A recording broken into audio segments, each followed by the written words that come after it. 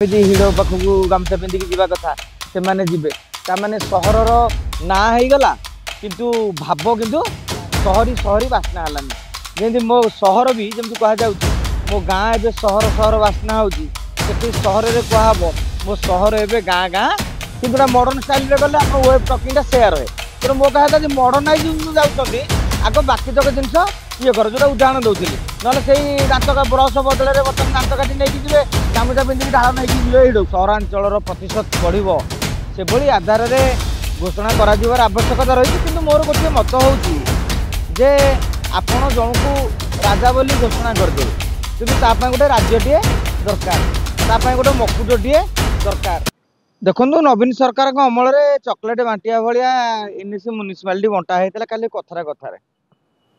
नुआ सरकार आसिया पर गोटे युक्ति उपस्थापन कले नवीन सरकार अमल नोटिफिकेशन होता ना केवल घोषणा होता जमी गोटे प्रकल्पटे आप कहते प्रकल्प घोषणा हो जाऊँ टेंडर नहला पर्यंत जमी गोटे प्रकल्पर घोषणार किसी माने ना ठीक से भाव में सरकार घोषणा करते किंतु कौन प्रकार विज्ञप्ति प्रकाश करते कलेक्टर पाखर जो भाई रिपोर्ट आसवा कथा जो पाराफुनिया अच्छी जो आधार में हवा कथा सेगुड़िक नवीन सरकार पूर्व सरकार पालन कर विधानसभा नगर उन्नयन मंत्री कही सारी एवं वर्तमान जो एनएसी घोषणा करें लिस्ट देखिए यहाँ भी सत्य जे दलीय आधार में एनएसी क्या नेता कथा कौटी रे आधार में कराई जो विजु जनता दल एनएसी की गोटे अस्त्र करने को जाऊँगी कहीं बीजेडी अमल जो घोषणा होता जी एनएसी बाकी 39 एनएसी की वर्तमान मान्यता दि जाए से संपर्क में घोषणा करा जाए ना तेणु से विजु जनता दल पक्षर तालिका प्रस्तुत कराई 39 युक्त कंटाबांजीरा जो म्युनिसिपालिटी हो पारानी ये तालिका प्रस्तुत कराई आगामी दिन में आंदोलन करा क्यों जगार क्यों नेता आंदोलन करेंगे विजु जनता दल तार रूपरेख प्रस्तुत कर सारी एवं जितेबाला आम स्वप्न देखुचे जे ओडिशा विकसित हम सहरांचल प्रतिशत बढ़ से भली आधार में घोषणा कर आवश्यकता रही कि मोर गोटे मत हो आपण जन को राजा बोली घोषणा करदे किंतु गोटे राज्यटे दरकार गोटे मकुटटे दरकार राजा सिंहासन टे दरकार पाखे जमी परिपारधिया रे सेनापति रे ताहले जड़े राजा बोली आपड़ जापर जन को कह तुम राजा कि देखला बेलू जगह न ठीक से बेले आप एनएसी घोषणा कर दौरान मो कह कथा हूँ सरकार जदि चाहिए जे अमुक अमुक स्थान टी एनएसी पोटेंशियल अच्छे माने सेठी सहरांचल कर आपण भित्तिभूमि से ही आधार में डेभलप करें मो कहता भित्तिभूमि डेभलप करके एनएसी घोषणा कले तार मायना रहा कौन हम गोटे गाँ को एनएसी करदे काली सी जमी दांत काटी घसिया कथा घसबे जमी हिड़ो पाखक गामछा पिंधिक जावा कथा से माने जीवे ताने सहर ना हो गला किंतु भाव किंतु सहरी सहरी बास्ना हलानी जमी मो सहर भी जमी कह मो गाँ एवं सहर सहर बास्ना हो सहर में कहब मो सहर एवं गाँ गाँ बासुची तो सरकार जो घोषणा माने एनएसी घोषणा कर कम कर नहीं मोर कहया कथा सेटा नहीं आपण समस्त एनएसी घोषणा कर दौना जमी उदाहरण देली राजा बोली समस्त घोषणा करदेला तो जमीदार घोषणा करदे देखला बेलू तार दिंगु जमी थो जमीदार हाँपाई तो एतिक एकर माने 8-10 एकर जमी दरकार ठीक से बेले एनएसी घोषणा करदे से देखा बेलू रास्ता एडिटे साई भितर पानी माने ये नथिबो कल नथिबो से नलको लोक लगे मारुथे मो कहता से माने कि माने सहर घोषणा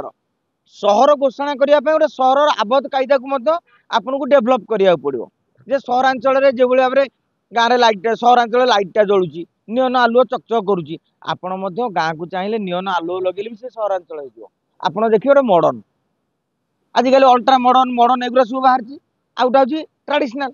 आपड़ जदि ड्रेसटा भी मॉडर्न पिंधिदेवे आपण लुकटा मॉडर्न हम आप कथबार्ता स्टाइलटा मॉडर्न हो आप मरहटिया बा ट्रेडिशनल पिंधिदेवे आपण देखिए ड्रेसटा पिंधिले आपको से लगे गोटे ट्रेडिशनल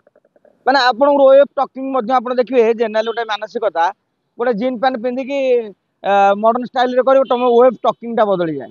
कि मॉडर्न स्टाइल रे कले आप वेब टॉकिंगटा सेया रहे तेणु मो कहता मॉडर्नाइज जाऊँगी आग बाकी तक जिन ଇଏ କର, ଯୋଉଟା ଉଦାହରଣ ଦଉଥିଲି। ନହେଲେ ସେଇ ଦାନ୍ତ ବ୍ରଶ ବଦଳରେ ବର୍ତ୍ତମାନ ଦାନ୍ତ କାଠି ନେଇକି ଯିବେ, ଗାମୁଛା ପିନ୍ଧିକି ଢାଳ ନେଇକି ଯିବେ ଏଇଡକୁ। ତାହେଲେ ଭାଇ ସହର ଆସିଲେ କୋଉଠୁ? ସହର ଆସିବ ମାନେ ଶୌଚାଳୟର ବିକାଶ କରିବାକୁ ପଡିବ, ଜଳସେଚନର ବିକାଶ କରିବ, ଲୋକଙ୍କ ପାଖକୁ ପାଣି କେମିତି ପିଇବା ପାଣି ଯାଇପାରିବ। ଆଜି ଏନ୍ଏସି ଘୋଷଣା କରିଦେବେ, 3 ବର୍ଷ ପରେ ଆମେ ସେମିତି ନ୍ୟୁଜ ଲେଖୁଥିବୁ ଏଯାଏଁ ଆସିଲାନି ସହରୀ ସୁବିଧା, ଜଳୁନାହିଁ ଲାଇଟ୍, ଆସୁନାହିଁ ପାଣି। ତେଣୁ ଆଗ 24 ଘଣ୍ଟିଆ ପାଣି ବ୍ୟବସ୍ଥା କରିଦିଅନ୍ତୁ, ଲାଇଟ୍ ବ୍ୟବସ୍ଥା କରିଦିଅନ୍ତୁ, ଯୋଜନା କରିକି ମଧ୍ୟ ଆପଣ କରିପାରିବେ। ତାପରେ ଲୋକ ଯେତେବେଳେ ଫିଲ୍ ନିଜକୁ କରିବେ ସହରୀ ସହରୀ ବାସ୍ନା ହେଲା, ତାପରେ ଗୋଟେ ସହରୀ ଟ୍ୟାଗ ଲଗାନ୍ତୁ। ଆଜି ଆମେ ଦେଖିବା ଯେ ଯେତିକି ଏନ୍ଏସି ଘୋଷଣା କରିଛନ୍ତି ସବୁଠି ରାସ୍ତାଘାଟ ପୁରା ବିପର୍ଯ୍ୟସ୍ତ, ମାନେ ଯେମିତି ବେଙ୍ଗ ମୁତିଲେ ବର୍ଷା ହେଲେ ପାଣି ହେଇଯାଉଛି, ଅଣ୍ଟେ ଅଣ୍ଟେ ପାଣି ଭିତରେ ବୁଡ଼ିକି ରହୁଛି। ତ ପୂର୍ବ ଏନ୍ଏସି ଗୁଡ଼ିକ ବି ଯୋଉଗୁଡ଼ିକ ରହିଛି ତାର ବି ରାସ୍ତାର ଅବସ୍ଥା ଆପଣ ଦେଖିବେ, ଖାଲ ରାସ୍ତାରେ ଖାଲଠୁ ଆରମ୍ଭ କରି ଗୋଟେ ଗାଡ଼ି ଗଲେ ବି ସେ ପାଛୁଡ଼ି ହେଇଯାଉଛନ୍ତି ଲୋକମାନେ, ସେଇଭଳି ଲାଗୁଛି। ଆପଣ ତାକୁଟା ଯୋଉଠି ଯୋଉଠି ଗାତ ହେଇଛି ସବୁ ମାନେ ଗର୍ତ୍ତ ହେଇଛି, ଆମର ମୁଖ୍ୟମନ୍ତ୍ରୀ ଘୋଷଣା କରିଦେଇଛନ୍ତି 2026 ଅପ୍ରିଲ ସୁଦ୍ଧା ସବୁତକ ଗାତ ଆଉ ରଖିବେନି, ରାସ୍ତାରେ କୌଣସି ଗାତ ରହିବନି। ତେଣୁ କାଳେ ସହରାଞ୍ଚଳ ଘୋଷଣା ହେଇଲା ପରେ ତାପରେ ଗାତ ମୁଜା ଯୋଜନା ଆରମ୍ଭ ହବ। ତେଣୁ ସେଥିପାଇଁ ମୁଁ କହୁଛି ଗାଁକୁ ଆଗ ସହରର ବିକାଶ ରୂପରେଖ ନିଅ। ମୁଁ ଏତିକି ଜାଣିଛି ସ୍ଥାନୀୟ ଲୋକମାନେ ବି ସହରୀ ହେବାକୁ ପସନ୍ଦ କରୁନାହାନ୍ତି। କାହିଁକି? ଆପଣ ପାଣିଟି ମାଗଣା ପାଉଛନ୍ତି, ବର୍ତ୍ତମାନ ସହର ହେଇଗଲେ ପାଣି ପାଇଁ ଗୋଟେ ଟ୍ୟାକ୍ସ ଦବ। ଦେଖିବ ଗାଁ ଲୋକମାନେ ବିରକ୍ତ ହେବେ, ସେଠି ଏନ୍ଏସି ର କୌଣସି ନିଜସ୍ୱ ରୋଜଗାର ଆସିବନି। କାହିଁକି କହିଲେ? ଆପଣଙ୍କର ଗୋଟେ ପାନୀୟ ଜଳ ଯୋଗାଣ ଦେଲେ ସେ ବାବଦରେ ଗୋଟେ ଟ୍ୟାକ୍ସ ପାଉଥିଲେ, ଗାଁ ଲୋକ ସମସ୍ତେ ଏନ୍ଏସି ଲୋକ ବିରୋଧ କରିବେ। ତାପରେ ଏନ୍ଏସି ଇଏରେ ଯେହେତୁ ସମସ୍ତେ ସେଇ ଗାଁରୁ ଆସିଛନ୍ତି, ଆରେ ସରପଞ୍ଚଟା ଏନ୍ଏସି ଚେୟାରମ୍ୟାନ ହବ, ଏଇଆ ନା ଅଧିକା କିଛି ହେଇଯାଇଛି ପଞ୍ଚାୟତରେ? ଅଧିକା କିଛି ହେଇନି। କିନ୍ତୁ କାଲି ଘର କଲା ବେଳକୁ କୋଉ ଯୋଜନା ହେଇଛି? ଟ୍ୟାକ୍ସ ଦେବାକୁ ପଡିବ। 5,000 3,000 ହାତ ଗୁଞ୍ଜା ଦେଲେ ଆପଣଙ୍କର ଘର ପାଇଁ ଗୋଟେ ପ୍ରୋଜେକ୍ଟ ଫାଇନାଲ ହବ, ଯେମିତି ଭୁବନେଶ୍ୱରରେ ଆପଣ କରୁଛନ୍ତି। ତେଣୁ ଲୋକ ଚାହୁଁଛନ୍ତି କି ନାହିଁ? ଆପଣ ଯେତେବେଳେ ଏନ୍ଏସି କଥା କହୁଛନ୍ତି ସେତେବେଳେ କଣ ହେଇଥିଲା, ପାଣ୍ଡିଆନ ବାବୁ ଯାଉଥିଲେ ନିଜେ ସୁପର ସେମିଷ୍ଟର ହେଇକି ଏରିଆକୁ, କିଏ ଗୋଟେ କାଗଜରେ ଗୋଟେ କ୍ଲବ ପିଲା କହିଦେଲା ଆମର ଏନ୍ଏସି ହେଇଯାଉ। ତେଣୁ ସେ କହିଥିଲା ଆପଣଙ୍କ କଥା ରହିଲା, ସେ ଷ୍ଟାଇଲ କହିଲେ, ଆମେ ତାଳି ମାଇଲେ। ତେଣୁ ମୋ କହିବା କଥା ହଉଛି